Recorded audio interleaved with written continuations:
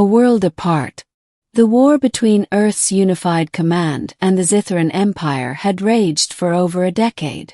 The Zitharans, a race of biomechanical humanoids with glistening silver skin and bioluminescent eyes, were once humanity's distant allies, until a diplomatic breakdown over colonization rights led to the bloodiest conflict the Orion Arm had ever seen. Captain Dorian Vance had been bred for battle. Orphaned during the siege of Europa Base, raised in the combat colonies on Mars, and enlisted at 15, he had known nothing but war. His exosuit, a Generation 9-powered armor dubbed Warden, had become more like a second skin than a tactical necessity. Towering at nearly 7 feet tall in it, Vance had fought through asteroid belts, planetary jungles, and zero-gravity voids, carving a path through enemy lines with brutal efficiency. Now he stood among the shattered ruins of Zithara III's capital, a city once described as a forest of crystal and steel. He and his squad had been ordered to secure the central temple, believed to be the command center for the Zitharan resistance. His boots crunched over alien bones and broken pylons as he approached the heart of the city. Thermal readings inside. One life form, his AI assistant, Helix, reported in a low whisper. Not Zitharan battle class. Possibly civilian. Vance raised his Gauss rifle and kicked open the final door of the temple. Inside stood a woman, if she could be called that. She was Zitharan, yes, but unlike any soldier he had seen. Her features were gentle, her silver skin more matte than metallic. Her eyes were pools of shifting blue and violet, and when they met his, something shimmered behind them. Recognition, pain, fear. He leveled his weapon. "Don't move." He didn't. Instead, she took one hesitant step forward. "Your name," she whispered, as if recalling something from a dream. "Dorian." He froze. No Zitharan had ever spoken his name before. "How do you know me?"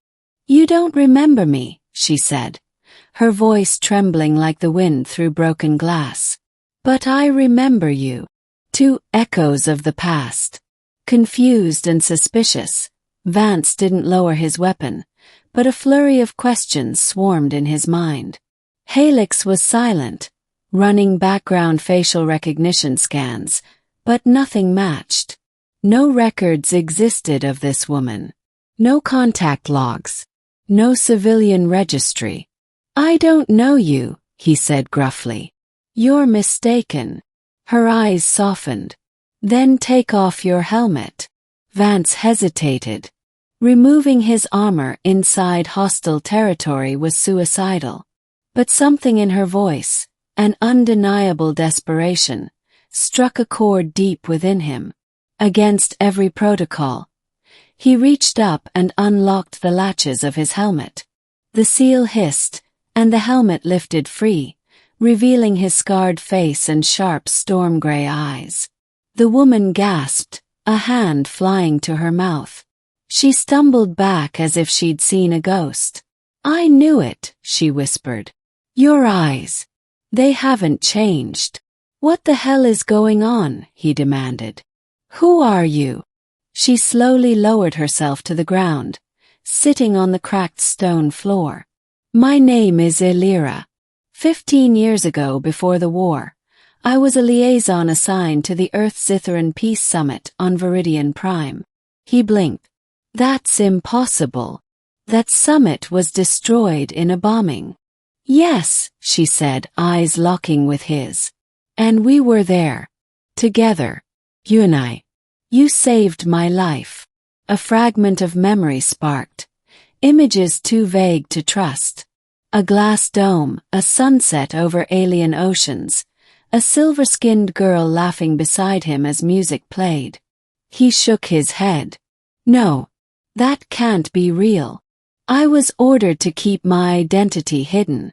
You knew me only as Elia, remember? You used to sneak me Terran chocolate during meetings." More memories surfaced, unbidden. The scent of jasmine from her skin, the way her voice sang when she spoke his name, a hidden kiss in a garden under twin moons. But how? That was over a decade ago. Those memories had been buried under layers of trauma and bloodshed. Why didn't you say anything when the war started? He asked bitterly. Why didn't you come forward? I tried, Aelira said, pain creasing her face. But I was labeled a traitor. My own people imprisoned me. Said I had betrayed Zithara by consorting with an enemy. And now, I escaped 3 days ago. I've been waiting for you ever since. 3. The decision. Vance paced the temple chamber, mind spinning. He'd come here expecting a final skirmish, not a revelation that shattered everything he thought he knew. We have to leave, Aelira said suddenly. There's a fleet coming. Your people bombarded our capital ships. My people will retaliate. They'll level this entire continent. How do you know that? I hacked into their neural net before I fled. It's why they're hunting me. But I can get us out. I know a way. Vance turned to her, torn between duty and something else. A past self clawing its way back to life. I can't just abandon my post, he said. I'm a captain. My squad. Your squad is gone, she said softly. Scanners showed only one human life form entering this sector. You. Silence fell between them like ash. Then a crackle on his comm. Captain Vance report. Hostiles inbound. Heavy Zitharan reinforcements approaching. 2 minutes out. He looked down at his helmet. Then at her. Where's the exit? He asked. Her smile was sad but bright. Follow me. For the chase. They moved through underground passageways. Remnants of a time before war, when Zitharan architects built beauty into their bunkers. Mosaics of starlit skies and twin galaxies adorned the walls. Do you think peace is still possible? He asked as they climbed a spiraling staircase. It has to be, she replied. You're living proof that not all humans are monsters. And maybe I'm proof not all Zitharans are weapons. They emerged in a broken hangar, where a half-buried skimmer lay dormant. Aelira activated it with a whisper in her native tongue, and the vehicle whirred to life.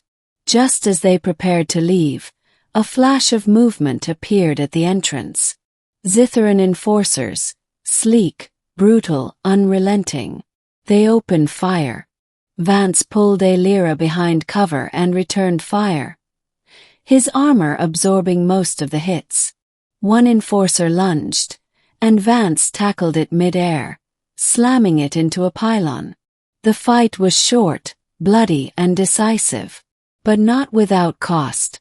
Vance staggered, clutching his side, armor breached, blood pooling. No! Aelira cried, catching him as he fell into the skimmer. Stay with me, please.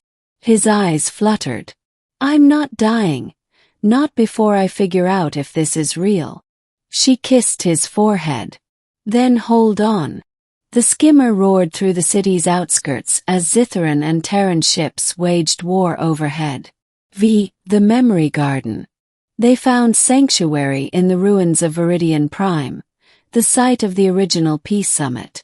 The jungle had overtaken the domes, but the central garden still bloomed, untouched by time. Days passed. Vance's wounds healed slowly, with the help of Zitharan nanites. Aelira nursed him, and as the sky burned with distant battles, they talked. Remembered. One evening, as stars lit the glass ceiling, she turned to him. Do you remember what you told me that last night before the bombing? He shook his head. You said, if war ever tears us apart, I'll find you again, armor or not. Vance smiled. Guess I'm a man of my word. They stood together beneath the violet twilight, and for the first time in years, the soldier didn't feel like a weapon. He felt like a man again,